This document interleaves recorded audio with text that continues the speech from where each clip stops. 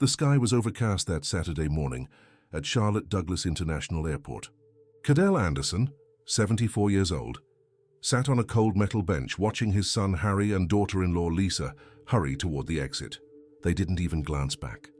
In his pocket, a $50 bill, his only remaining cash. Any casual observer might think they were witnessing a scene of cruel abandonment. An elderly man, with deep wrinkles that told stories of past battles and green eyes that no longer sparkled like they used to, left behind as an unwanted burden. His slender frame, still upright as befits a former Marine, looked fragile beneath a worn coat. But there was something unusual about his expression, a slight smile playing at the corners of his lips. "Phase 1 complete," he murmured to himself, pulling out a cell phone from his pocket that Harry and Lisa were unaware of. His trembling fingers, marked with almost imperceptible scars from war injuries, dialed a familiar number. Jimmy? They just left. Exactly as we predicted. On the other end of the line, Colonel James Miller, commander of the local Veterans of Foreign Wars organization and a respected attorney, replied in a firm voice, "We're ready, Cadell. Operation Dignity starts now." Cadell hung up and gazed out the terminal's panoramic window. The fine rain starting to fall seemed to wash away the first chapter of his meticulously planned revenge. No one suspected that this confused and senile old man, how Harry and Lisa described him to neighbors, had spent the last 3 years documenting every abuse, every penny misappropriated, every humiliation. 3 years earlier, after the death of his beloved wife Ira, a victim of relentless cancer, Cadell had moved into his son's home in Fayetteville, North Carolina. What was supposed to be a temporary arrangement had turned permanent. What Harry and Lisa never mentioned to their friends was that the house actually belonged to Cadell, purchased in 1987 with his disability pension and currently valued at $285,000. "Sir, do you need help?" a young airport employee asked, noticing the elderly man alone. "Don't worry, dear. My friend is coming to pick me up," Cadell replied, with the confidence of someone who knew exactly what was happening. The employee smiled and walked away, unaware that this gray-haired man with a military posture was the star of an operation worthy of war strategists. Cadell's hands, once gripping weapons to defend his country in Vietnam, now held something equally powerful, the documented truth. In the airport parking lot, the BMW 7 Series that Harry had bought with Cadell's money sped toward the highway. In the passenger seat, Lisa was already calculating how much they could get from refinancing the house, now that the troublesome old man was on his way to a flight that never existed, headed for a veterans retreat that would never receive him. "Finally free," Harry said, adjusting the rearview mirror as if he could erase his father from his life. "I'll call the lawyer tomorrow to start the guardianship process." What the couple didn't know was that their freedom would be shorter than the trip back home. Meanwhile, in the departure lounge, James Miller, a 69-year-old man with the unwavering posture of someone who has led men in battle, approached his war buddy. "Ready for Phase 2, soldier?" he asked, extending a hand to help Cadell rise. "More ready than I've ever been for any mission in Vietnam, Colonel," Cadell replied, his gaze now revealing the steely determination that 3 Purple Hearts couldn't break. The two veterans walked side by side toward the exit. The battle for Cadell Anderson's dignity was just beginning. The rain fell harder as Cadell got into Jimmy's modest sedan. The car's interior smelled of aged leather and aftershave, familiar scents that reminded him of camaraderie. "Did you get all the documents?" Jimmy asked, maneuvering the car out of the airport parking lot. Cadell patted the worn leather folder he carried. 3 years of evidence. Original deeds, bank statements, recordings, photographs. It's all here. The drive to Jimmy's law office was short, but each mile seemed to take Cadell further away from the nightmare he had endured for years. As he watched the familiar Charlotte landscape pass by the window, memories flooded his mind like flashes from grenades. Ira had been his anchor for 46 years. When Vietnam nightmares woke him screaming in the night, it was she who held his hands, reminding him that he was safe at home. When loud noises triggered his PTSD episodes, it was she who created a bubble of safety around him. Losing Ira to cancer felt like losing his compass in hostile territory. "You know what hurt me the most, Jimmy?" Cadell broke the silence, his voice choked. It wasn't the $50 in my pocket. It wasn't sleeping in the back room while they slept in the master bedroom of my own house. It was seeing my son filming my trauma episodes to use against me. Jimmy gripped the steering wheel so tightly, his knuckles turned white. This won't go unpunished, my friend. In the law office, a modest room decorated with military memorabilia and framed diplomas, Cadell settled into a leather armchair while Jimmy spread the documents across a mahogany table.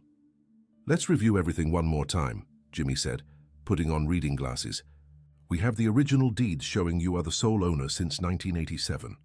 Cadell nodded, watching his friend meticulously examine each document. "We have bank statements showing unauthorized transfers to Harry and Lisa's joint account. We have medical evaluations from the past 6 months confirming that you are mentally competent. And we have..." Jimmy paused, lifting a small digital recorder. 47 minutes of incriminating recordings. Jimmy pressed the play button. Harry's voice filled the room.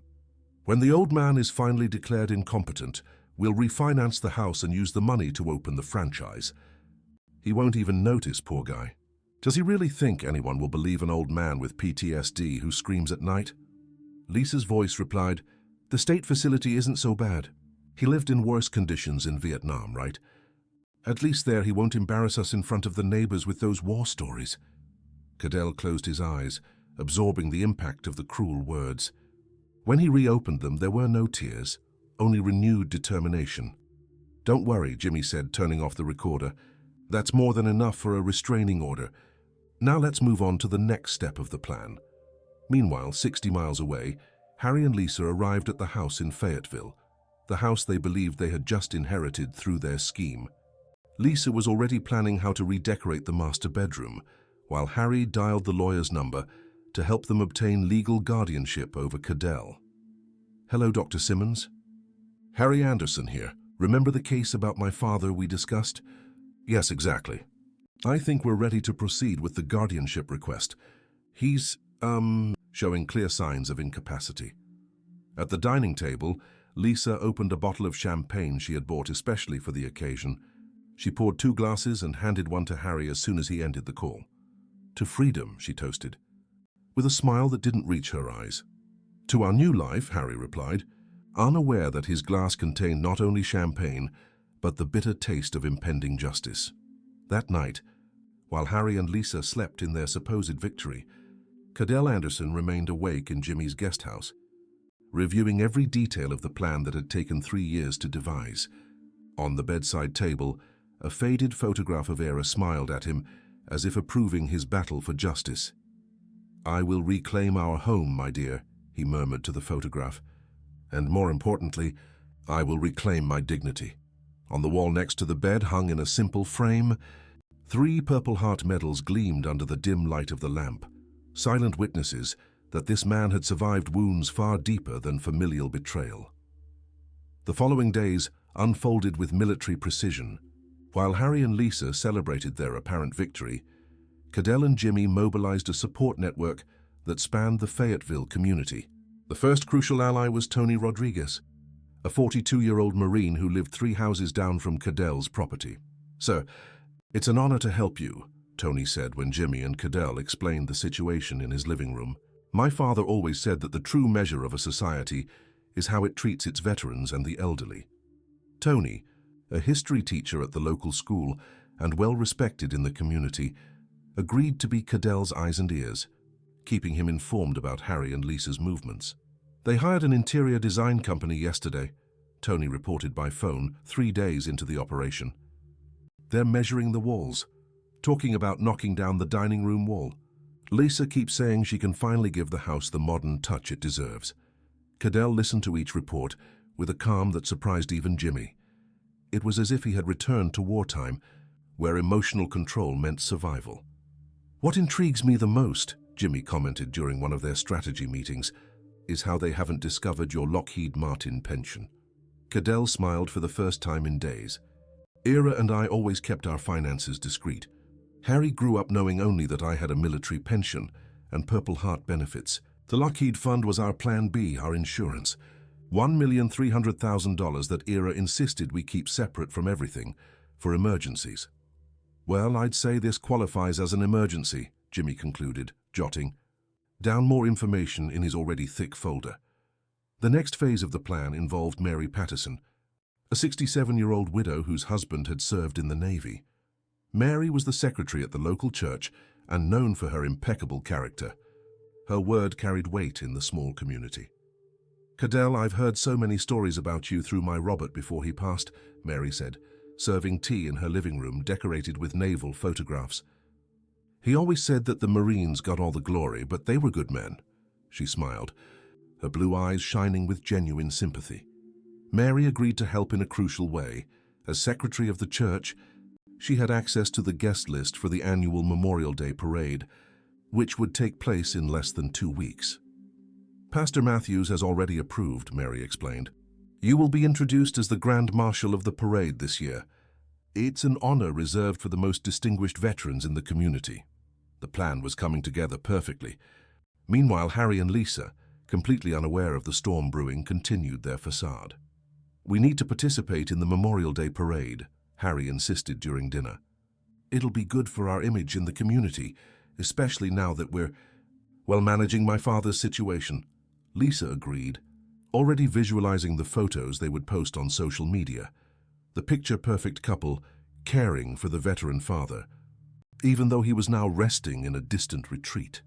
"Maybe we should make a donation to the Veterans Association," Lisa suggested. To reinforce our image as concerned citizens." What the couple didn't know was that at that very moment, a private investigator hired by Jimmy was photographing the interior of the BMW that Harry was driving, the vehicle purchased with money siphoned from Cadell's account, or that Dr. Simmons, the attorney Harry had contacted for the guardianship case, had received a discreet visit from Jimmy, leaving the meeting visibly pale and refusing any further contact regarding the Anderson case. A week before the parade, Tony Rodriguez reported that Harry and Lisa had begun clearing out Cadell's room, donating his clothes and personal belongings to local charities. They didn't even have the decency to keep his medals and uniforms, Tony reported, outraged. "I found his dress uniform at the church donation center. I managed to retrieve it." That night, alone in the guest room, Cadell held the blue uniform with gold insignias, the uniform he had worn at Era's funeral, the uniform that represented his service and sacrifice. For the first time since the operation began, he allowed himself to cry. Not tears of defeat, but of renewed determination. "It's almost time," he murmured, running his fingers over the medals that Tony had saved. "Almost time to wear this uniform one last time." Memorial Day dawned clear and warm, as if nature itself wanted to ensure that no cloud would obscure the revelation to come. Throughout Fayetteville, American flags fluttered on porches and in gardens as the small community prepared to honor its heroes. In the town center, the main square had been transformed.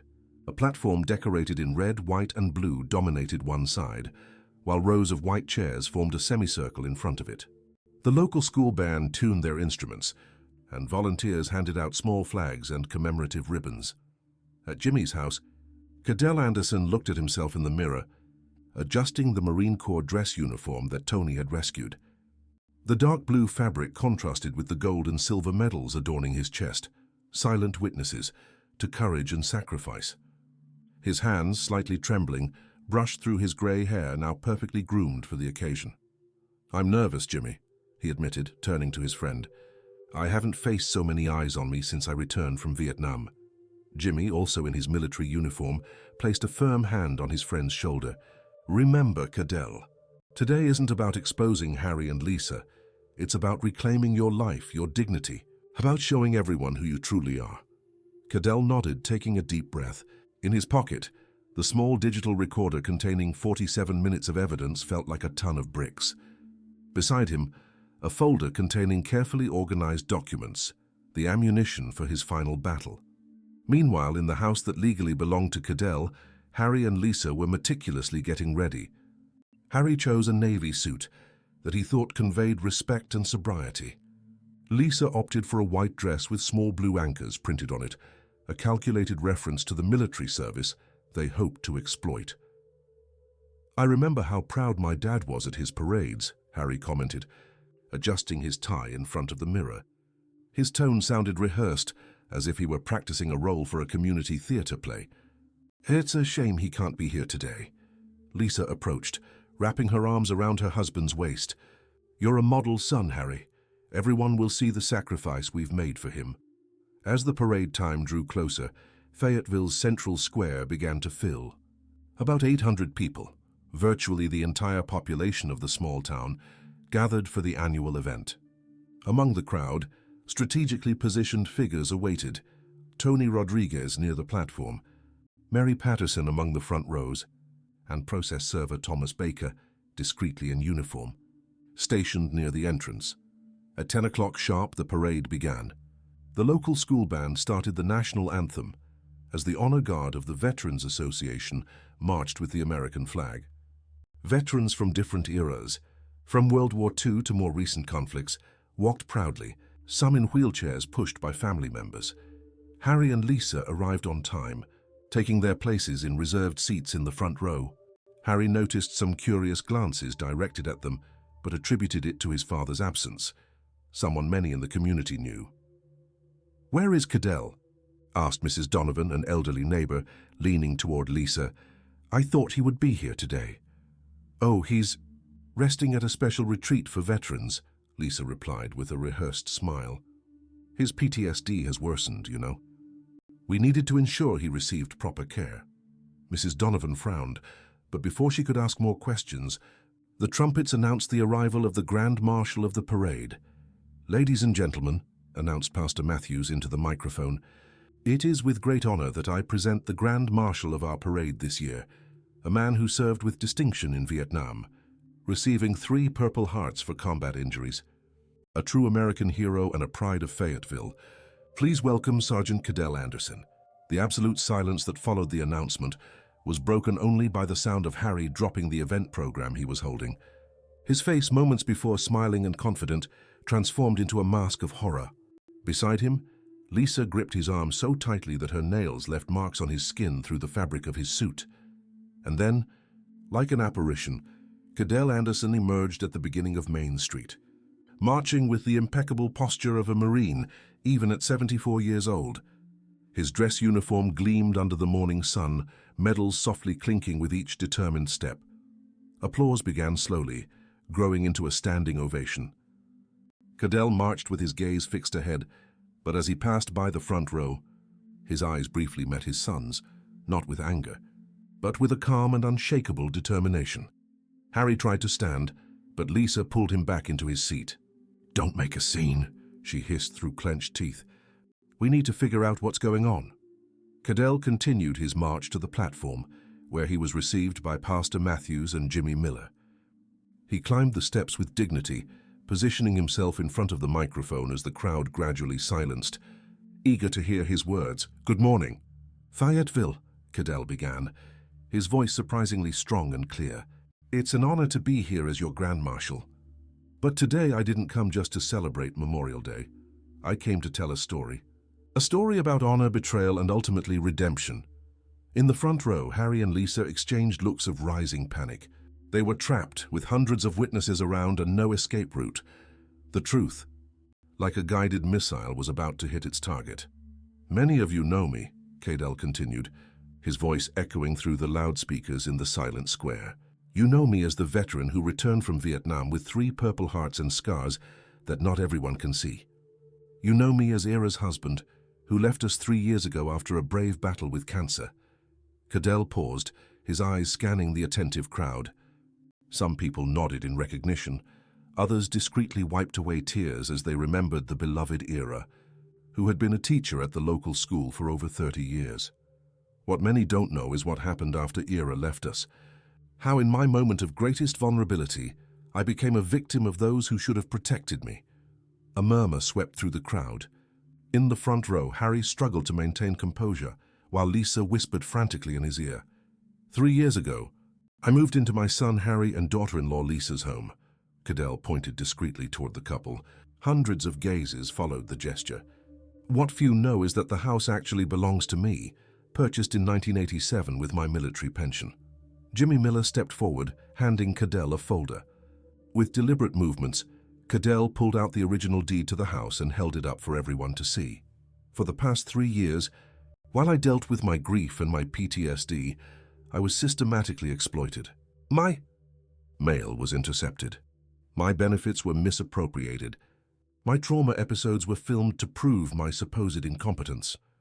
The shocked expressions on the crowd's faces were palpable.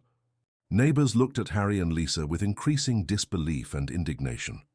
A week ago, I was abandoned at Charlotte Airport with only $50 in my pocket. My son and daughter-in-law believed they were sending me to a non-existent retreat while planning to refinance my house and take my assets. What they didn't know was that I was prepared. Cadell raised the small digital recorder. I have here 47 minutes of recordings documenting their plan to declare me incompetent. I have bank statements showing unauthorized transfers from my account. And I have, he paused for emphasis, 3 recent medical evaluations confirming my full mental capacity. In the front row, Harry finally stood up, his face red with anger and shame. Dad, this is absurd. You're confused, mixing things up. We just want what's best for you. Cadell looked directly at his son. There was no anger in his gaze, only a deep, resolute sadness. Harry, your BMW 7 Series was bought with money siphoned from my account. Your luxury trips were financed by my veteran benefits. Meanwhile, I was eating leftovers on paper plates in the back room of my own house. A heavy silence fell over the square. Even the breeze seemed to have stopped, as if nature itself held its breath in the face of the human drama unfolding. But today is not a day for revenge, Cadell continued, his voice softening. It's a day for truth and justice. It's a day to reclaim not only my home and my belongings, but my dignity. Jimmy Miller stepped up to the microphone again. As Mr. Anderson's attorney, I inform you that we have obtained a restraining order against Harry and Lisa Anderson, prohibiting them from entering Mr. Cadell's property or accessing his finances. Jimmy gestured, and process server Thomas Baker approached Harry and Lisa, handing them the legal document. Lisa began to sob loudly, hiding her face in her hands while Harry, pale as a ghost, stared at the official document in disbelief. I would also like to inform you, Jimmy continued, that evidence of financial fraud, elder abuse, and attempted fraudulent guardianship has been submitted to the county prosecutor this morning. The crowd, which initially watched in shocked silence, began to react. Some applauded, while others stared at Harry and Lisa with open disapproval. Mrs. Donovan, the elderly neighbor, stood up and turned her back on the couple in a symbolic gesture. Cadell resumed speaking, his voice now softer, almost paternal. For those who have served like I have, he touched his medals, we know that true courage is not just about facing the enemy on the battlefield, but about confronting adversity in our own homes. At that moment, Tony Rodriguez and 4 other veterans approached the platform, forming an improvised honor guard around Cadell. Today, I reclaim not just my house, but my place in this community. And I promise to use this experience to help other veterans and elderly individuals who may be facing similar situations. Cadell then announced the creation of the Cadell Anderson Elder Advocacy Fund through the local Veterans Association, dedicated to providing legal assistance to vulnerable elderly veterans. As the band played America the Beautiful, Cadell descended from the platform escorted by his fellow veterans. The crowd parted respectfully, many extending their hands to greet him or touch his shoulder in silent gestures of support. Harry and Lisa, humiliated and exposed, quickly retreated from the square, followed by disapproving glances. Their car, the BMW purchased with misappropriated funds, now seemed a symbol of their disgrace. As he passed by his son, Cadell paused briefly. It's not too late to do the right thing, Harry, he said quietly. When you're ready to take responsibility, I'll be willing to listen. Without waiting for a response, Cadell continued on his path, head held high, surrounded by a new family, not of blood but of honor and mutual respect. The following weeks brought rapid and dramatic changes for everyone involved. For Harry and Lisa, the fall was swift. The BMW was repossessed for non-payment when the fraudulent transfers were reversed. Harry lost his job at the local insurance company, which required a clean criminal record. The couple was forced to leave town, moving into Lisa's mother's small apartment in Raleigh, 2 hours away. After negotiations with the prosecutor mediated by Jimmy, Harry and Lisa accepted a plea deal. 2 years of probation, full restitution of the misappropriated sums, and 200 hours of community service at the Veterans Hospital. More importantly than the legal punishment, however, was the social judgment, the doors that closed, the looks that turned away, the trust irrevocably broken. For Cadell, on the other hand, life blossomed in unexpected ways. Back in his home, now truly his, he began a renovation, not to erase the past, but to honor it. The master bedroom kept the bed that he and Era had shared, but gained new, brighter colors just as she had always wanted. In the living room, a special space was created, a wall dedicated not only to his own medals, but to photographs of other veterans in the community. It became a small memorial, a tangible reminder of the sacrifices shared by so many men and women. "It's important to remember," Cadell explained to Tony Rodriguez, who was helping him hang the photographs. "Not only the battles we fought out there, but the ones we continue to face in here."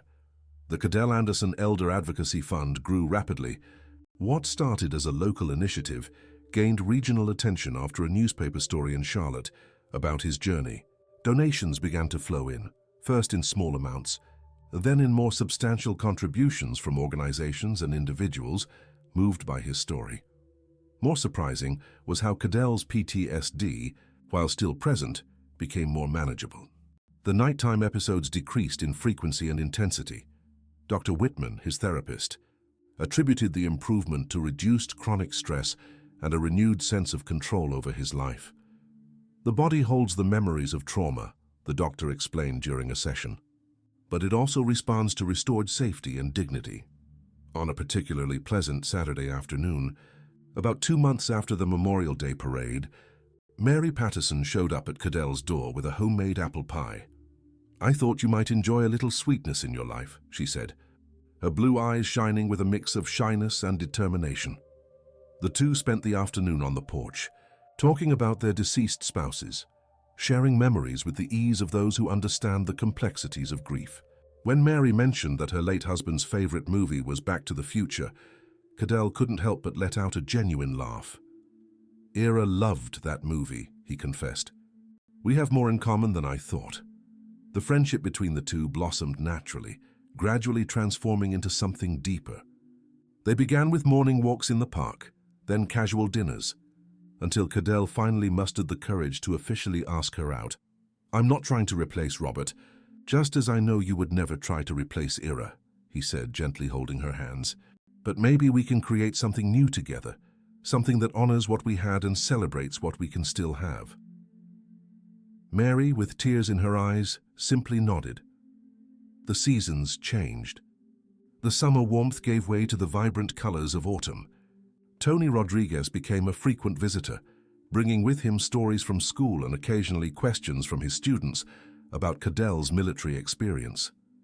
Over time, Cadell accepted the invitation to speak in Tony's history class, something he would never have considered during the dark years in the house with Harry and Lisa. "You don't need to thank me for my service," he told the attentive teenagers. "But I ask that you remember that every veteran you encounter carries stories you can't see. Be kind, be respectful, and above all, be willing to listen." On a chilly October morning, when the golden leaves danced in the garden, Cadell received an unexpected letter. The envelope bore the Raleigh postmark. Inside was a handwritten note. "Dad, words can't undo what we did. I know that. But I need you to know that I'm facing the consequences of my actions. Lisa and I are separating. The divorce will be finalized next month. I've started therapy. I'm trying to understand why I did what I did, why I betrayed not just you, but everything you and Mom taught me about integrity. I'm not asking for forgiveness. Not yet. But I'm asking for a chance to someday show that I can change." With respect and remorse, Harry Cadell read the letter 3 times, sitting in his favorite chair by the window. A complex mix of emotions coursed through him: sadness for the shattered family, a twinge of satisfaction at Harry finally facing his actions, and a small, nearly imperceptible thread of hope. He tucked the letter away in his desk. Time would tell if Harry's words were sincere or just another manipulation. For now, Cadell had a life to live, a life reclaimed through courage, meticulous planning, and the help of true friends. At the end of November, as the winter chill began to settle in, Cadell celebrated his 75th birthday. The backyard of his house was decorated with twinkling lights and simple yet elegant tables. Tony and his family, Mary with her now familiar glow, Jimmy and his wife, and at least 20 other friends gathered to celebrate not just another year of life, but a rebirth. After the cake was cut and glasses were raised in a toast, Cadell stood up for a brief speech. At 75, he began, looking at the smiling faces around him. I've learned that it's never too late to fight for your dignity. It's never too late to set boundaries. And most importantly, it's never too late to discover who your true friends and family are. His words were met with warm applause.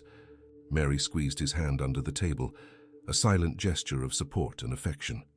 Later that night, when the guests had departed and only Mary remained to help with the cleanup, Cadell found himself standing in front of the wall of photographs and medals in the living room.